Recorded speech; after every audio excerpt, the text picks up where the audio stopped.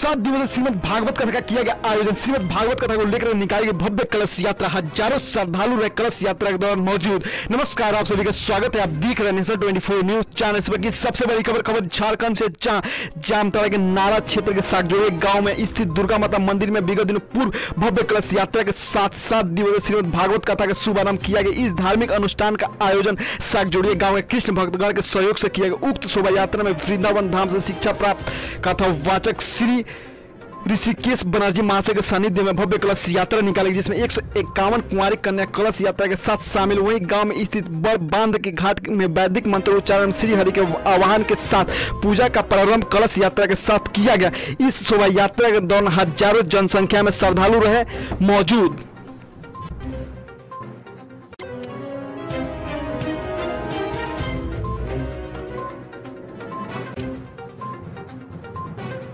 जय निताय, जय गौर, जय राधेश्याम। हमें आशीष मित्र सागजोड़िया ग्रामेर बासिंदा। हमार एखाने जन्मभूमि ताई आमी सकल सोलनार ग्रामस्थ परामर्शे आमी এই 7 दिन यज्ञের आयोजने ব্রতী হয়েছি। তাই আজকে তার প্রথম দিন। আজ কলস যাত্রা। আজ এখানে প্রায় 151 महिला कलश यात्रा करेছেন। তার সাথে নাম দল এবং বাজনা দল সহ কলস যাত্রা সফল হয়েছে।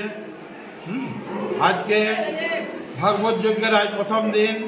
আজ 4 মে বাংলা 21শে বৈশাখ।